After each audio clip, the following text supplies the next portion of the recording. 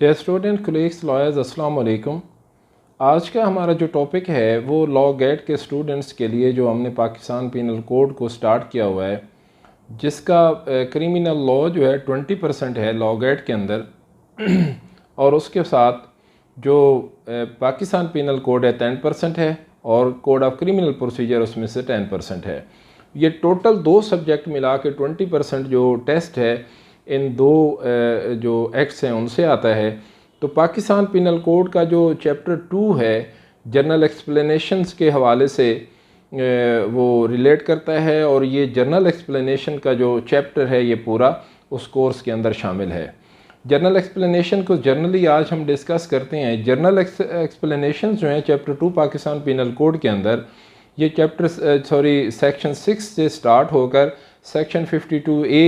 आप Pakistan penal code तक इनके दरमियान ये एक्सप्लेनेशंस हैं। और ये जो एक्सप्लेनेशंस हैं ये सब्जेक्ट टू एक्सेप्शंस हैं। एक्सेप्शंस का अलहदा से जर्नल एक्सेप्शंस जो हैं जो पाकिस्तान पीनल कोड के अंदर हैं उनका अलहदा से एक लेक्चर जो है वो law academy by Rana Mohammad Sher Ali bone पे आप वॉच आउट कर सकते हैं। तो इसके हवाले से आज जर्नल जो एक्सप्लेनेशंस हैं इनको हम डिस्कस करेंगे और सारे जो इसके नंबर ऑफ़ सेक्शंस हैं ये आपने याद करने हैं कि 6 सेक्शन से स्टार्ट होकर सेक्शन 52A जो है हार्बर वहाँ तक इसकी डेफिनेशंस और एक्सप्लेनेशंस हैं। ये सबसे पहले जो इसके अंदर हम डिस्कस करेंगे जो इसकी मेन डेफिनेशंस हैं जो इम्पॉर्टेंट हैं और उनके सेक्शंस क्या हैं और उनकी एक्सप्लेनेशन क्या है। इसके अंदर जो इम्पोर्टेंट जो इसका सेक्शन है वो सेक्शन 14 है जो रिलेट करता है सर्वेंट्स ऑफ द स्टेट के मुतालिक। सेक्शन 14 जो है एक्सप्लेनेशन के अंदर ये the word servant of state denotes all officers और सर्वेंट्स कंटिन्यूड अपॉइंटेड और एम्प्लॉयड इन पाकिस्तान बाय और under the authority of the central government और एनी प्रोविंशियल गवर्नमेंट। कोई भी ऐसा ऑफिसर या कोई भी ऐसा सर्वेंट जिसने अपनी जॉब जो है किसी भी हवाले से उसको अपॉइंट किया गया या उसने अपनी सर्विस को जारी किया हुआ है पाकिस्तान की सर्विस के अंदर और सर्विस किसी भी सूबे के अंदर है या फेडरल गवर्नमेंट के अंदर है, कोई भी ऐसी सर्विस अगर वो प्रोवाइड कर रहा है तो that is we called as a servant of the state under section 14 of Pakistan penal code. उसके बाद से नेक्स्ट जो इसकी डेफिनेशन है दैट इज़ सेक्शन 19 वो जज के मुतल्लिक है कि जज की डेफिनेशन क्या है। जज के अंदर जो हर पर्सन वो ऑफिशियली डिजिग्नेटेड एज ए जज होगा जिसके अंदर who is empowered by law to give any legal proceeding civil और क्रिमिनल डेफिनेट जजमेंट और a judgment which if not appealed against would be definite and a judgment which if confirmed by some other authority would be definite. जज की definition के हवाले से जो explanation है उसके अंदर कहा गया कि कोई भी ऐसा पर्सन जो एम्पावर्ड है लीगल प्रोसीडिंग चाहे वो सिविल की हैं चाहे वो क्रिमिनल की हैं, ऐसी प्रोसीडिंग्स अगर वो इनिशिएट कर रहा है उस प्रोसीडिंग को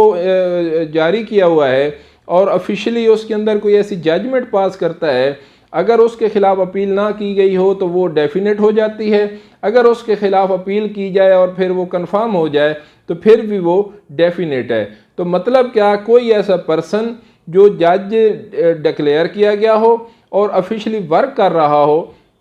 तो उसको कानून की ज़बान में क्यों ऐसी डेफिनेट जजमेंट अगर वो पास करता है, कोई फ़ैसला करता है तो उसको हम कानून की ज़बान में जज कहते हैं। उसके बाद जो नेक्स्ट इसके अंदर इसकी डेफिनेशन इंपॉर्टेंट है वो सेक्शन 21 है that is called as a public servant. Public servant की explanation section 21 of Pakistan penal code जो है उसके अंदर एक्सप्लेनेशन है। उसका मतलब है कि जो पब्लिक सर्वेंट है और सर्वेंट ऑफ द स्टेट जो हमने पढ़ा सेक्शन 14 के अंदर, इनके अंदर जो मेजर डिफरेंस है कि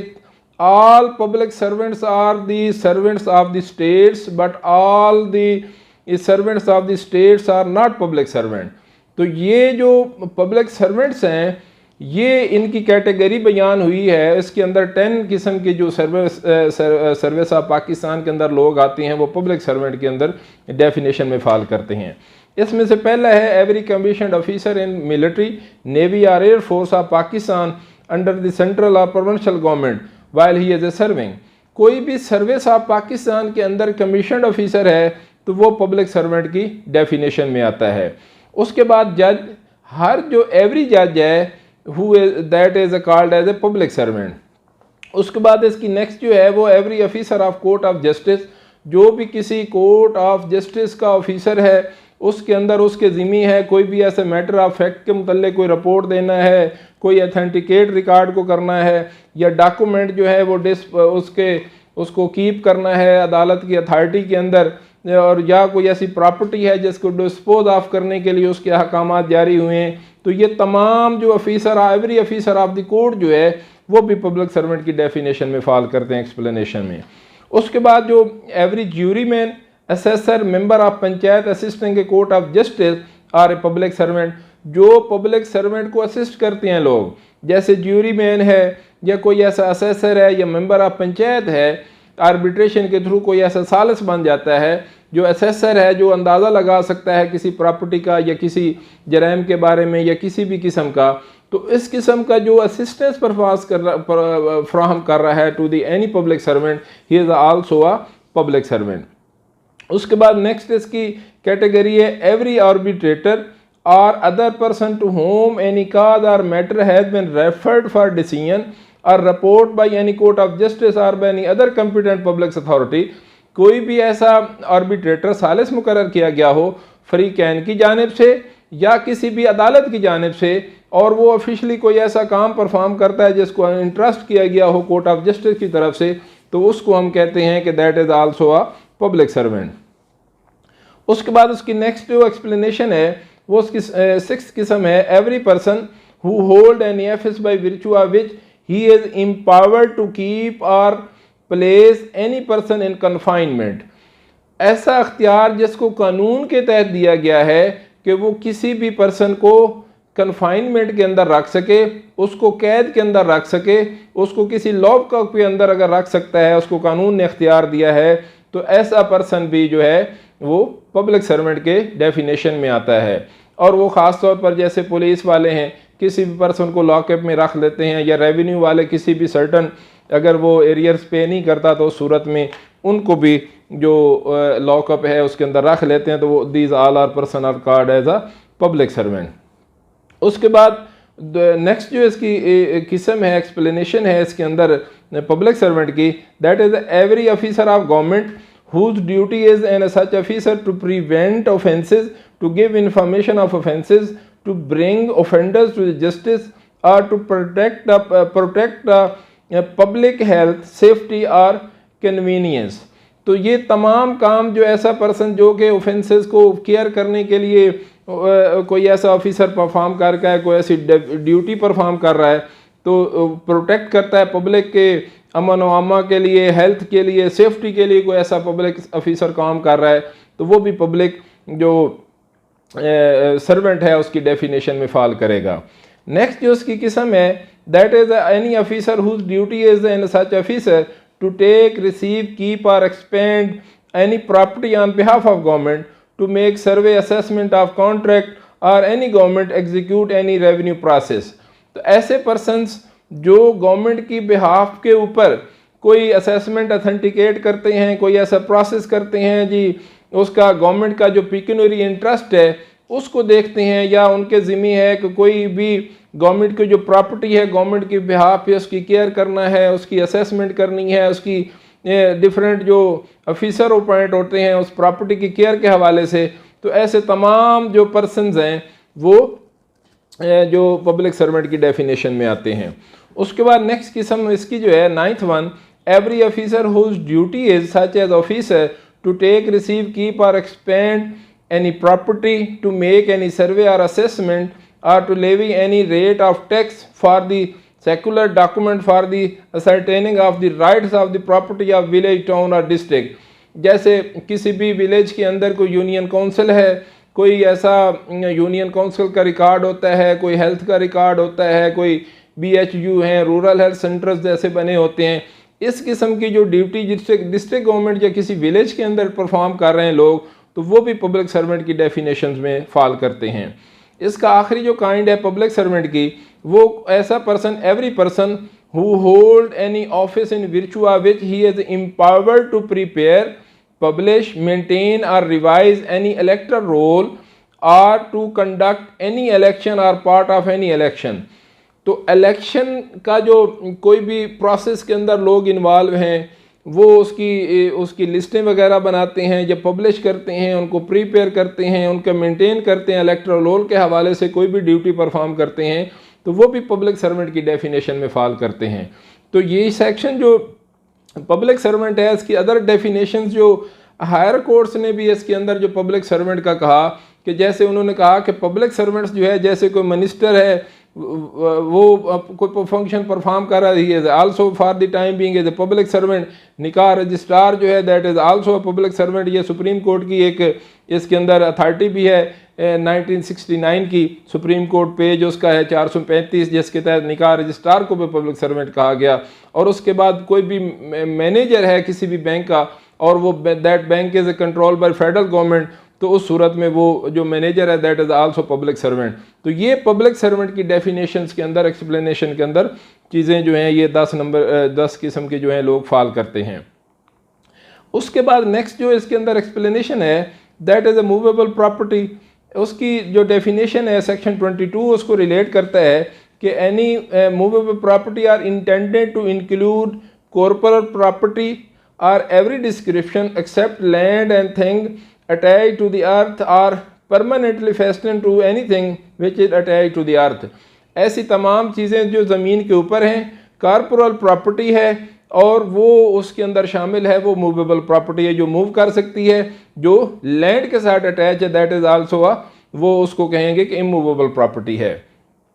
उसके बाद सेक्शन 23 है, that is the wrongful gain और रॉन्गफुल लॉस। रॉन्गफुल गेन है कि कोई भी ऐसा पर्सन वो अनलॉफुल मीन के ज़रिए किसी प्रॉपर्टी से गेन कर रहा है, तो that is a wrongful gain. और रॉन्गफुल लॉस क्या है कि कोई भी जो अनलॉफुली मीन्स प्रॉपर्टी है उसको कोई पर्सन लूज़ कर रहा है, जबकि वो लीगली उसका इंटाइटल है, तो वो रॉन्गफुल लॉस के ज़ुमरे में आएगा। तो ये उसकी एक्सप्लेनेशन जो कि 23 सेक्शन है उसके अंदर है। उसके बाद एक नेक्स्ट जो एक्सप्लेनेशन है, दैट इज़ द सेक्शन 25, और वो रिलेट करता है फ्रॉडुलेंटली के मानों में। A person is said to do a thing fraudulently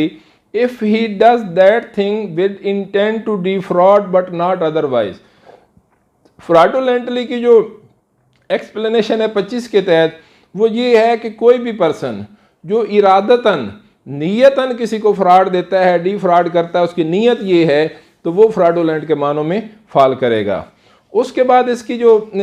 उसकी मोर इम्पॉर्टेंट जो इसकी नेक्स्ट एक्सप्लेनेशन है, that is section 29 which relate to the documents. Documents denotes any matter express or describe upon any substance by means of letters, figures or marks, or by more than one of those means intended to be used or which may be used as evidence of that matter। किसी भी matter की शहादत के लिए कोई भी ऐसा express जो मैटर उसकी डिनोट करे, किसी भी मैटर को एक्सप्रेस करे या डिस्क्राइब करे किसी भी सब्सटेंस के ऊपर, मिसाल के तौर पर कोई लेटर है, कोई फिगर्स हैं, मार्क्स हैं, तो कोई इस किस्म की चीज़ है जो कोई भी एक्सप्रेशन ज़ाहिर कर रही है, तो वो तमाम डॉक्यूमेंट के अंदर आती है। जैसे मिसाल के तौर पे पत्थर के ऊपर कोई नमूना तराशा हुआ है, पत्थर के ऊपर कोई लिखाई हो जाती है, वो है, तो ये तमाम डॉक्यूमेंट के अंदर चीज़ें आती हैं। उसकी इसको सेक्शन 29 जो है पाकिस्तान पीनल कोड का, उसको वो एक्सप्लेन करता है। नेक्स्ट जो डेफिनेशन है इसके अंदर सेक्शन 34 है, जिसके ऊपर अलहदा से हमारे चैनल के ऊपर जो कॉमन इंटेंशन है, common intention and common object, उसके हवाले से लेक्चर है जो वो आप अलहदा से उसको कर सकते हैं। सेक्शन 34 इंपॉर्टेंट है, उसके बारे में भी आपको पता होना चाहिए, जिसके लिए अलहदा से लेक्चर है कॉमन इंटेंशन के बारे में। उसके बाद नेक्स्ट जो इंपॉर्टेंट डेफिनेशन है, that is the injury. Word injury denote any harm what ever illegally cause to person in body, mind, reputation और प्रॉपर्टी। तीन चीज़ें जो हैं जो इंजरी है उसके अंदर फॉल करती हैं। पहली है कि किसी भी प्रॉपर्टी को, किसी पर्सन की प्रॉपर्टी, किसी पर्सन की रेपुटेशन, किसी पर्सन की बॉडी या माइंड, उसको अगर इलीगली काज किया जाए, कोई भी हार्म किया जाए, तो उसको कानून की ज़बान में इंजरी कहते हैं। तो ज़रूरी नहीं है कि उसकी पर्सनल जो है उसको हर्ट किया जाए तो इंजरी है, अगर उसकी प्रॉपर्टी, उसकी रेपुटेशन को भी मेंटली तौर पर भी उसको टॉर्चर किया जाए और इस किस्म की पहुंचाई जाए ज़रब, तो उसको भी इंजरी की डेफिनेशन में जो है वो एक्सप्लेन किया जाता है सेक्शन 44 पाकिस्तान पिनल कोड के तहत। उसके बाद नेक्स्ट इसके अंदर ईयर, मंथ हैं, सेक्शन है, ओथ है, और उसके बाद सेक्शन 52 है जिसके अंदर गुड फेथ है। Good faith, nothing is said to be done और believed in good faith which is done और believe without due care and attention. तो ये है गुड फेथ जिसके अंदर कहा गया कि अगर भी कोई काम, कोई ऐसा एक्ट किसी पर्सन ने परफॉर्म किया और उसने बिलीव किया कि उसने ड्यू केयर और अटेंशन जो है उसके अंदर रह कर किया, तो यही समझा जाएगा कि ये गुड फेथ के अंदर उसने किया है। उसके बाद लास्ट इसके अंदर जो एक्सप्लेनेशन है section 52A, that is harbour. Harbour से मतलब होता है उर्दू में पनाह के बारे में, कि कोई भी जो पर्सन है उसको इंक्लूड करेंगे, the supplying a person with shelter, food, drink, money, clothes, arms, ammunition or means of conveyance or assisting a person by any means whatsoever the same kind। इस किस्म का अगर भी कोई पर्सन किसी दूसरे पर्सन को शेल्टर कर रहा है, एम्यूनेशन प्रोवाइड कर रहा है, उसको फूड के बारे में, ड्रिंकिंग के बारे में, या रकम उसको मुहैया कर रहा है, असिस्टेंस दे रहा है, उसको रिहाइश दी हुई है, ये तमाम चीज़ें हार्बर की डेफिनेशन में आती हैं और ये लास्ट एक्सप्लेनेशन जो है इसके अंदर है। तो ये चैप्टर 2 जो है ये हमने आज पढ़ा, जो कि हमारे एक्सप्लेनेशन, जर्नल एक्सप्लेनेशन को रिलेट करता है। ये लॉ गेट के स्टूडेंट के लिए इंतहाई इंपॉर्टेंट है और इसमें से क्वेश्चन जो है वो हर एग्जामिनेशन के अंदर पूछे जाते हैं। इसके अंदर सेक्शंस को आपने जहन में रखना है, सेक्शन का क्वेश्चन आ सकता है या एक्सप्लेनेशन जो मैंने बताई इंपॉर्टेंट, इन्हीं में से क्वेश्चन आ सकता है। तो इनको आपने अच्छे तरीके से याद करना है और उसको तैयार करना है। Thank you for watching this video and keep watching. Allah Hafiz.